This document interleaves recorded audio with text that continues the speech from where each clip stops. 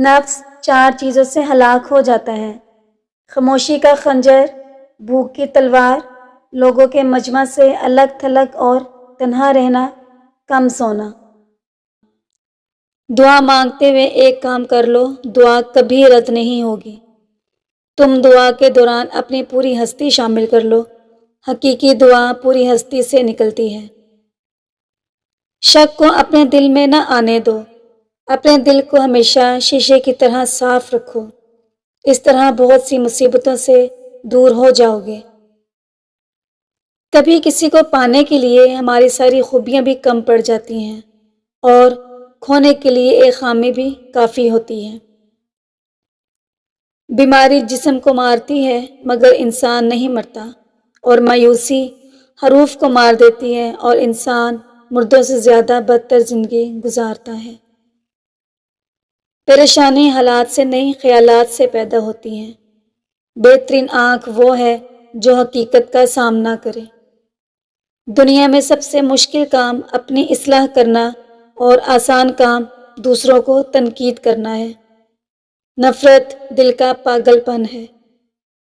انسان زندگی سے مایوس ہو تو کامیابی بھی اسے ناکامی نظر آتی ہے۔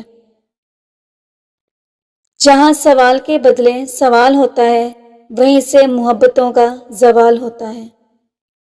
کسی کو اپنا بنانا ہنر ہی صحیح، کسی کو بن کے رہنا کمال ہوتا ہے۔ 3 عورتوں سے ہمیشہ دور رہو، وہ تمہیں کنگال کر دیں گی۔ اول، جھوٹی عورت جو تمہیں ہمیشہ دھوکے میں رکھے گی۔ دوئم، بخیل عورت جو اپنے تھوڑے سے نفع کے لیے تمہارا بہت زیادہ نقصان کر دے گی۔ سوئم، بد عمل عورت جو تمہیں ایک نوالے پر بیچ ڈالے گی۔ حاصل اور لا حاصل کے دائروں میں سبھی گھوم رہے ہیں۔ حاصل کی ناقدری اور لا حاصل کی حسرت ہی ختم نہیں ہو رہی۔ میں ہر اس بات پر خاموش ہو جاتی ہوں جو مجھے دکھ دیتی ہے، برداشت کرتی ہوں، چپ کر کے سہتی ہوں، خود ہنستی رہتی ہوں اور دوسروں کو ہنساتی رہتی ہوں۔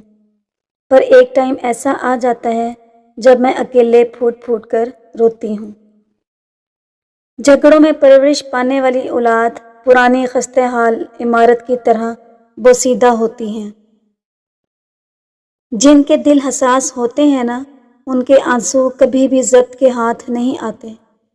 وہ ہمیشہ برداشت کی حد توڑ کے آنکھوں کی دہلیزیں پار کر جاتے ہیں۔ جانتے ہو دل کیوں حساس ہوتے ہیں؟ کیونکہ وہ ٹوٹ پھوٹ جانے کے بعد اپنی طاقت کھو چکے ہوتے ہیں۔ پھر بات بے بات بھر آتی ہیں آنکھیں، پھر عام لوگوں کی طرح مذاق، طنز و تکراریں نہیں کہی جاتی۔ جو عورت پل کی زیادہ جھپکتی ہے، ایسی عورت سے شادی کر لو، کیونکہ ایسی عورت کے نصیب میں دولت اور رزق ہوتا ہے۔ عورت کے 7 کام گھر میں غربت اور بیماری لاتے ہیں: گھر میں گندگی رکھنا، ٹوٹے برتن میں کھانا، مکڑی کے جالے نہ اتارنا، مہمان کے آنے پر برا ماننا، قرآن نہ پڑھنا، منہ لگا کر پانی پینا اور اولاد کو گالی دینا۔ عورت کو سمجھنے کا آسان طریقہ یہ ہے کہ اس کو اس وقت غور سے دیکھا جائے جب وہ بول رہی ہو، کیونکہ عورت کا لہجہ ہی عورت کو سمجھنے کا سادہ اور آسان طریقہ ہے۔ کمیٹی کے ذریعے پیسے جمع کرنا سب سے آسان طریقہ ہے۔ اس کے برعکس اس مہنگائی کے دور میں سیونگ بہت مشکل ہے۔ اگر عورت اپنی خوراک میں 2 چیزیں بڑھا دے اور 2 چیزیں کم کر دے تو وہ کبھی موٹی نہیں ہوگی۔ چینی اور فاسٹ فوڈ کو کم کر دے اور اپنی خوراک میں سلاد اور فروٹس کا استعمال بڑھا دے۔ لیکن سب سے اہم بات کہ ڈائٹنگ بالکل بھی نہ کریں، اس سے آپ کا وزن تو کم نہیں ہوگا، البتہ آپ کی صحت پر منفی اثرات ضرور مرتب ہوں گے۔ کسی مرد کا باحیا ہونا اس کے خاندانی ہونے کی نشانی ہے۔ ایسے مرد کی غیرت گوارا نہیں کرتی کہ وہ ہر راہ چلتی عورت کی طرف آنکھ اٹھا کر دیکھے۔ ایسے مردوں کو بھی بناؤ سنگھار پسند ہوتا ہے، صرف ان کا جو ان کے نکاح میں ہوتی ہیں۔